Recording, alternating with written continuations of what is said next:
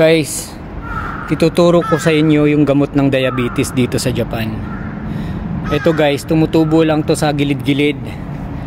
Pero hindi siya totaling damo. Damo lang kung titingnan mo, pero gamot ito guys. Iilan lang ang nakakaalam dito sa sa Nihon. Yan. Hinahalo nila ito sa sa mochi. Sa mochi na yung malagkit na kakanin.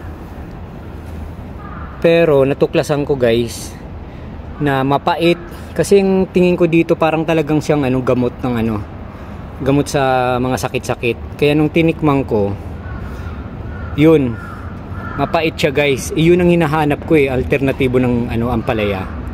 Kasi gamot sa diabetes ngayon. Ngayon, tinanong ko sa hapon kung to. May tawag sila dito nakalimutan ko na kasi matagal ng panahon yun Ito siya guys. Yan kinukuha ko to. Ayan, kinukuha ko to. Ginangata ko parang serpentina. Ginangata ko to ng ng sunumama as is lang. Minsan kumukuha ko dito guys ng siguro mga 50 kadahon. Yan, 50 ganto. Hinahati ko yan sa isang araw.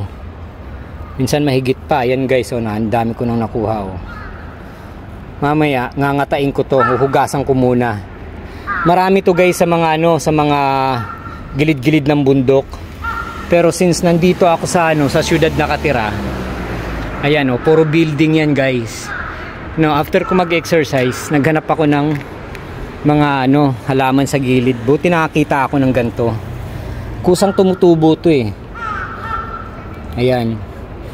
Kahit na kunin ko to araw-araw, walang magagalit sa akin kasi hindi naman nila to pinapakinabangan Binubunot nga lang nila to Pero sa akin, para sa akin, gamot to.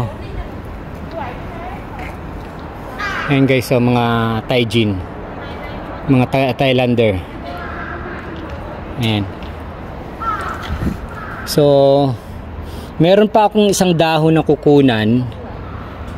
Malalaking dahon siya. Ang tawag doon Yubiwa ba yun? Nakalimutan ko. Gamot din yung guys, ginagamot ko rin yun. May diabetes kasi ang lolo nyo, so kailangan ng hindi palaging maintenance kasi nakakasira ng bato yun. Ayan.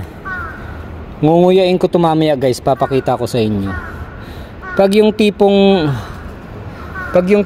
guys, yung pag-ihi ko hindi na maganda, hindi na swabe, naghahanap agad ako nito. Kasi pampaswabe sa to, sa kidney, pampalinis ng bato. Alam mo yun? Sa swabe yung pag-ihi nyo pagkakain nyo nito. Magiging kulay ang bunganga mo pag kumain ka nito. Magiging kulay green, black green. Kasi yun ang niya, yun ang katas niya, may pagka black green. Sobrang pait din to guys, parang serpentina. Pero pag tiniis mo, maganda sa katawan. Yan Hindi ko na kailangan magtanim guys kasi ang dami Yan Tatanim ko pa ba yan? Nagtatanim ako dyan sa harapan ng bahay ko, pero ito, hindi ko na kailangan itanim kasi nagkalat na dito Ayan guys, binubunot nila kasi parang damo lang to. Pero ito, blessing ng Panginoon to. Sadyang inilagay ng Panginoon to dito, ng Diyos, para gamitin ng tao, tutuklasin. So ito yung ginawa ko, tinuklas ko. Mamaya lilipat tayo dun sa puno ng kalimutan ko yung pangalan nun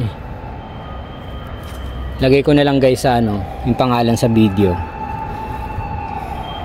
Ayan, tama na muna to. After exercise, kuha nito, hugas, sabay ngata.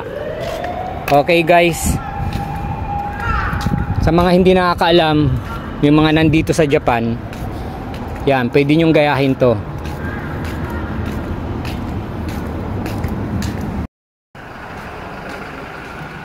Ayan guys, papunta tayo dun sa halaman na sinasabi ko. Naalala ko na siya. Ang tawag sa dahon na yon, sa puno na yon, ay biwa. Yun naman guys, patutuyuin mo yon, yung dahon na yon, gagawin mo siyang tsaa. Bibilad mo muna siya after mga 3 days na pagkabilad, tuyong-tuyo na yon. So ngayon, gugupitin mo yon. Ngayon, pakukuluan mo. Pagkakulo nun guys, ang kulay ng pinagkuluan nun is red, may pagka red brown or dark brown. Ang lasa nun guys, para siyang halaman na natuyo. Yun lang niya, yung pinakaamoy niya, saka yung lasa niya. Hindi naman masama yung lasa. So pwede naman siyang pagtiisan, inumin. Ayan siya guys, oh. Dito kasi hindi ka kasi pwedeng mamitas dito guys ng basta-basta. Kailangan magpaalam. So pwede ka naman mamitas, huwag ka lang magpakita kasi bawal nga ito. Ayan guys, oh. B1 tawag nito. Ngayon, kukuha lang ako ng ilang piraso kasi baka may CCTV dyan. Baka makulong tayo. Dati kasi kumukuha ako dito guys sa gabi. Yan. Sa taas, malalaki yung dahon sa taas. Alam na mga to guys, na mga Hapon. Alam na mga Hapon to. Yung pangalan nito, biwa. So, may CCTV dyan guys, baka nakita ako. Bahala na kung pagalitan ako. Ayan guys, yan? Kyokay yan dito, Kyokay. Yan, dyan sila nag-o-inari, nagdadasal. Yan. So, hindi ako kumukuha dyan. Ginawa ko lang sample sa inyo. Ito yun. Hindi ako kumukuha dyan, kumuha ako sa probinsya. Marami sa probinsya to guys sa Kumaki, sa lugar ng kaibigan ko. Madami to, nagkalat to doon. So ito, patutuyuin mo muna to bago mo gawing tsaa. Kasi hindi siya effective pagka ganito lang. Kasi pag pinatuyo mo tulad ng ng dahon ng tabako, pinapatuyo muna para tumapang, di ba? So ganun din to guys, para yung enzyme niya tumapang. So patutuyuin mo muna, bibilad mo 3 araw, saka mo gawin tsaa. So maano din to guys, mabisa din to, gamot sa high blood tsaka sa diabetes. Yan.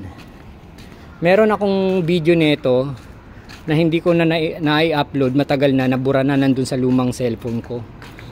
Yun, may proseso doon na ginawa ako. Sayang nga hindi ko na i-upload eh. May proseso doon na pinatuyo ko muna at ginawa kong tsaa. So ito, patutuyuin ko muna to, tsaka ako iti-take. Okay. Yan, ganyan lang guys ginagawa ko. Yan, kailangan mo hugasan kasi yung radiation na pupunta sa mga dahon ng halaman hindi maganda sa katawan. Yan, kailangan hugasan mo maigi para matanggal na rin yung mga alikabok. Yan guys, para siyang dahon ng ampalaya guys, yung itsura. Ayan o.